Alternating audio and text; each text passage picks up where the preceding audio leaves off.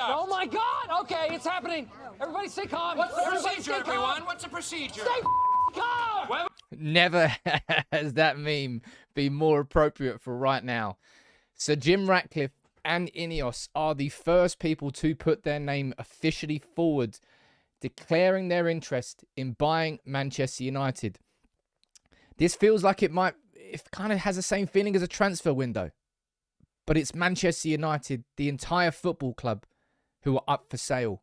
And the Glazers hopefully will be gone by the end of March. What I'm going to do in this video is run through the breaking story that was broken by Matt Dickinson in the Times, I believe, followed up by The Athletic, followed up by Sky News. I'll run through the story for you so you don't have to. Make sure you subscribe because the next couple of months they're going to be wild and I'm going to cover all of it here on United People's TV. So Jim Ratcliffe, for a lot of people, seems like the dream new owner of Manchester United. A boyhood Manchester United fan, Britain's richest man. And tonight we've had official confirmation that Sir Jim Ratcliffe has entered the takeover race to buy Manchester United. As I said, broken by Matt Dickinson around about an hour ago. I was in the gym. I apologise, I'm a little bit late. You can let me off. Let's read the story here. Ineos has entered the bidding process to buy Manchester United. Sir Jim Ratcliffe, one of Britain's richest men, has confirmed that he is officially in the running to buy the club from the Glazers. Now, you'll remember that I've been speaking about, well, I've been covering this in as much detail as possible. The club released, well, I think the club didn't release a statement, but a story came out from James Ducker, what was it, about 10 days ago, roughly, that Manchester United now were entering the second stage of the sale of the club and that official bids were being welcomed, that by mid-February, the official bids were going to come in. Now, this is Sir Jim Ratcliffe going first. Now, you'll remember that Sir Jim Ratcliffe, this is an article from Tom Morgan back in November, Jim Ratcliffe was the first to come out with the, well, maybe not the first. In fact, I know this was the first because I remember covering it all. Sir Jim Ratcliffe's name was the first to be named as somebody who was going to put a bid forward. And now, Ineos, not just Sir Jim Ratcliffe, by the way, remember that, Ineos have put their name forward. Look, this is an official statement. We have formally put ourselves in the process. A spokesman for the petrochemicals billionaire confirmed on Tuesday. Now, this is a very interesting paragraph here. At this stage, parties have to sign up to see confidential financial documents and commit to undertaking due diligence before a possible takeover. Formal bids are expected to start next month, with the club potentially changing hands by the end of the season. So this is the next stage. This is clubs going from, oh yeah, I'd love to buy Man United. Cool, wouldn't that be lovely? To, all right, if you want it, you've really got to sign up. And at that point, they're going to be getting confidential at some. They're going to be looking at the books. I mean, Manchester United's accounts are, because we're a publicly limited company, they're released every year. We can go back and look through them back since they went on the New York Stock Exchange. But obviously, there's deeper financial documents than that. The due diligence is what happens when a company is bought by another company. They'll make sure that those books are in order. They'll make sure through their own auditors, through everything, that everything is in line, that the numbers are where they should be, that the numbers are what they are. The due diligence is making sure that the business itself is exactly what the sellers are saying it is. As I said, it's your due diligence. You've got to make sure that you're not getting shafted. Let's go through and read more of this breaking story. The Glazers would first have to be happy with the offer, and with speculation that they hope for more than 5 billion. Isn't it crazy how much that number has changed? 9, 10 billion, 9 billion, 8 billion, 7 billion, 6 billion. Even 5 billion is a lot of dough. They've just been putting numbers out their arse. It remains to be seen how high the bidding will go. Chelsea was sold to Todd Boehly and the rest of his ownership last year for half of that amount. It was in November that the Glazers announced that they were commencing that process to explore strategic alternatives. But going up there, to reiterate, Ineos and Sir Jim Ratcliffe, they are the first to formally enter the bid to take over Manchester United. So as I said, for a lot of United fans, Ineos, Sir Jim Ratcliffe, it's considered the dream takeover of Man United. Imagine Britain's richest man, a man who was born less than 10 miles from Old Trafford, a man who grew up a Manchester United fan, now owns the club. On paper, it's a very Disney owner. I have to admit. Does he have the money to do it? Is going to be the next question. Now, Ineos, Ineos are a multi-billion dollar billion-pound company, whatever currency you want to use. They are stinking rich.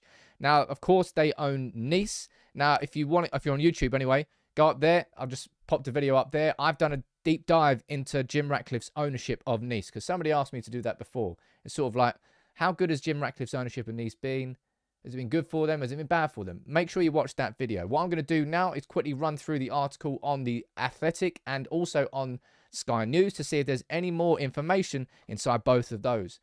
Confirmed and backed up here by The Athletic, so Jim Ratcliffe enters the race to buy Manchester United. Ineos has entered the race to buy United. He's one of Britain's richest men. He's a boyhood United fan. Those interested in United have to register their interest with the Rain Group. We have formally put ourselves in the process. It's the same as the Times says. Signing up would allow parties to... Okay, it's the same thing. Same thing. Ratcliffe, blah, blah, blah. Well, it's the exact same thing there. What about Sky News? Interestingly, of course, this is because this is such a massive, massive sale. This is not just sport. This is being reported on Sky News, being reported by James Sillers, who is the business reporter for Sky News. So we're going to be hearing different names of different journalists probably over the next couple of months. As I said, it's going to be a wild couple. Make sure you subscribe to United People's TV. Honestly, I'm going to cover this in as much detail as I possibly can. I've got a really interesting interview lined up with an attorney in law from America to try and understand the sales process from the rules and regulations point of view. Cool. So if Jim Ratcliffe and Ineos have entered the process, what are the next steps that are going to be taken? When can we expect formal public announcements? That's what I'm going to be covering inside that interview. But look, let's run through the Sky News article, see if there's anything else inside here as well. So Jim Ratcliffe has confirmed his interest in buying Manchester United. Ineos has announced it had formally lodged interest. That's cool, man. We have formally put ourselves into the process. Now, for a lot of people, you're going to be asking, does Ineos have the money required to compete with the likes of Dubai, to compete with the likes of private Saudi investors, to compete with the likes of Newcastle, of Man City, of anything that's happening in European football? And I think it's a fair question to ask. At this point in time, not my gut, but kind of a voice in the back of my head with this Ineos bid the whole way through has been thinking, if Ineos do go forward and they want to buy the club, and they have done, they have formally put themselves in the process, I've kind of felt that maybe they'd do it as a consortium. Maybe they do it alongside somebody like Dubai. Now, I suppose we'll find out in the goodness of the next few weeks when the bids formally go in, because this is the official confirmation that that bid will go in. We won't be privy to how much that bid will be until it goes in. Again, I don't know how much access we get to that as public, whether or not Manchester United have to declare when they receive a bid as a takeover bid because they're a publicly limited company. There's going to be certain rules and regulations, and that's exactly why I want to speak to that attorney, to try and find out what we as the public are going to find out throughout this process. So let's read through this article here. It's the same thing as Times there. We've put ourselves in the process. There have been other expressions of interest with Saudi and other money from the Middle East understood to be focused on the club. And that's a really important point I think I kind of overlooked when I went through this. Here is this. Bids are expected from the United States, the Middle East, and Asia. Not the first time we've seen that, not the last time we'll see that, but Ineos are the first, I suppose, through the door. As I said, Ineos and Sir Jim Ratcliffe were the first to formally sort of declare their interest. Now Ineos and Sir Jim Ratcliffe are the first to formally say, yeah, we are going to bid to buy the club. It's interesting they've been first twice. They're going to be followed by consortiums in the US. Is that going to be Harrison Blitzer? Is that going to be somebody else? David Beckham, a consortium. That's being linked. I don't know who we'd be involved with. Middle East, we know Dubai and Saudi and Qatar. I've covered all three of those. Asia. I haven't really covered Asian interest per se. I have, but not as much because there hasn't been as much.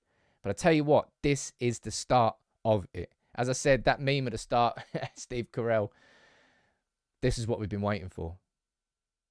This is it. This is the start of the bidding. I think this is going to turn into a bidding auction. I think this is going to really suit the Glazers, which kind of pisses me off. But Ten Hag's happy. Soon, he's going to be in charge of a football club that is not owned by the Glazers.